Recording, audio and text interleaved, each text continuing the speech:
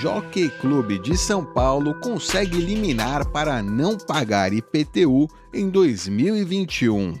Este é o Visão Libertária, sua fonte de informações descentralizadas e distribuídas. Há uma famosa frase atribuída a Albert Einstein que enuncia o seguinte: só há duas coisas infinitas, o universo e a estupidez humana. Em que pese toda a sapiência do célebre físico, há pelo menos mais uma infinitude que Einstein não reconheceu: a sanha arrecadatória da máfia estatal.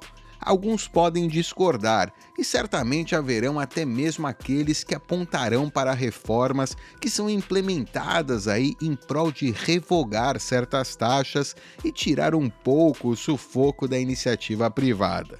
Contudo, isso não altera a natureza fundamental do Estado. A experiência demonstra que mesmo quando o Estado desacelera seu ímpeto arrecadatório, essa atitude é meramente temporária ou estratégica. Afinal, até alguns dos políticos menos estúpidos sabem que tributar demais pode representar a diminuição da arrecadação no longo prazo, conforme o famoso enunciado da curva de Laffer. No Brasil, porém, há uma notória prevalência de legisladores estúpidos, e como nas democracias as decisões são tomadas por maioria de votos, o resultado é que por aqui opta-se pela abordagem tributária mais imbecil, ordenhando a vaca 24 horas por dia até ela se estrebuchar. Existem diversos exemplos que ilustram esse fenômeno.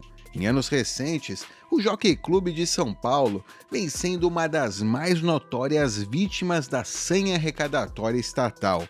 Contando com praticamente um século e meio de história, atualmente o tradicional clube paulista parece destinado a ser esmagado pela impressionante cifra de 190 milhões de reais em dívidas tributárias e 27 milhões em pendências trabalhistas. Somente no ano de 2021, a cobrança do IPTU contra o clube é estimada em 18 milhões de reais, que pode até mesmo estar sendo cobrada de forma ilegal pela prefeitura. Isso porque, dentro do nosso manicômio tributário, há dúvida se o imóvel do clube deveria ser considerado como imóvel urbano ou rural, alterando substancialmente as repercussões tributárias. Falando em manicômio tributário, o Jockey Clube é praticamente o único clube paulistano a não ser contemplado pelas normas de isenção tributária. A absurda justificativa jurídica é que as leis em questão outorgam a isenção tributária para entidades similares ao Jockey Clube, mas excluindo os estabelecimentos que vendem pules, o sistema de aposta de corridas de cavalos. Aliás, falando em pules, um imbróglio jurídico sobre essa atividade chegou recentemente a ser discutida no STF, que firmou a tese de que o sistema de pules deveria ser considerado como serviço e, como tal, ter a sua tributação pelo ISS, o Imposto sobre Serviços. Some-se a tudo isso o fato de que as bizarras políticas de distanciamento social também estão fazendo seu papel em acelerar a marcha fúnebre da instituição, de modo que não será estranho se em um futuro próximo tivermos notícia de que o Jockey Clube Paulista acabou por fechar definitivamente. O diagnóstico libertário sobre situações como essas já é bem conhecido. A tributação compulsória estatal não é outra coisa senão o roubo generalizado.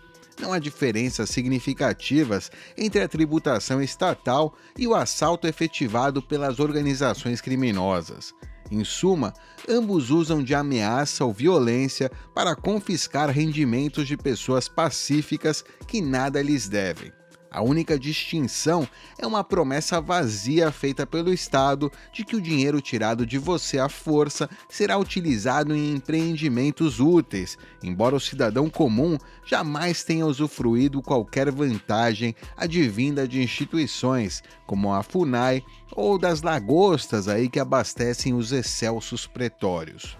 Adicionalmente, cabe ressaltar que mesmo aqueles que não convergem com a conclusão de que imposto é roubo, fariam bem em opor-se energicamente ao labirinto tributário brasileiro. Fariam bem não só pelo motivo de que a carga tributária geral é aviltante, em que se chega a trabalhar 5 meses do ano apenas para alimentar a apocalíptica máquina pública, como também pelo fato de que a quantidade e complexidade dos tributos matam no berço a maioria das oportunidades de gerar riqueza. Não há a menor justificativa para que se insista em uma fórmula tão tenebrosa. O Brasil já soma 92 diferentes tributos catalogados, sendo que na maioria dos países civilizados esse número mal chega aos 20. As leis que instituem tais tributos também tornam hercúleo o processo de pagamento de impostos, com a criação de regras, exceções e regras que estabelecem exceções das exceções. Nesse truncado labirinto tributário, as empresas brasileiras levam em média 62 dias e meio ou 1.501 horas ao ano com procedimentos burocráticos para que se possa quitar os impostos no país. Numa comparação, os países integrantes da OCDE chegam a dedicar 90% a menos de tempo para se desincumbir de seus encargos tributários. Para diminuir os riscos de alguma autuação pela Receita por inconsistências nas complexas informações financeiras, as empresas habitualmente precisam remunerar contadores, advogados e até auditores privados. Com isso, gasta-se cerca de 60 bilhões de reais por ano apenas para não ser multado ou preso pelo Leviatã estatal. O advogado Vinícius Leôncio compilou um livro contendo as principais normas tributárias do Brasil. No seu lançamento, o livro ostentava pouco mais de 2 metros de altura por quase 1,5 metro de largura, contando ainda com mais de 7 toneladas e 410 mil páginas. Ainda segundo o advogado, o seu compilado não conseguiu reunir todas as normas em vigor no Brasil, porque os milhares de municípios têm autonomia legislativa e diariamente são criadas cerca de 35 normas tributárias inéditas. Mas se engana quem acredita que reformas possam ser um bom remédio contra essa insanidade. As ações reformistas que o Congresso aceita discutir geralmente visam modificar as rebarbas do sistema, assim como aconteceu na reforma trabalhista. O que seria de fato necessário para o país entrar nos eixos seria incinerar toda essa estrovenga legislativa. Dado todo o exposto, seguramente a bandeira do Brasil deveria ser reformulada a fim de exibir a dantesca frase: "Vós que aqui entrais, abandonai toda a esperança". É isso aí, obrigado por sua audiência. Este artigo foi sugerido e escrito por Rodolfo Andrello, revisado por Paulo Almeida e narrado por Bitdove. Se gostou do vídeo, clique no ícone de curtir aqui abaixo e compartilhe em suas redes sociais. Se deseja ser notificado de novos vídeos, clique em inscrever-se e depois no ícone do sininho. Até a próxima, tchau!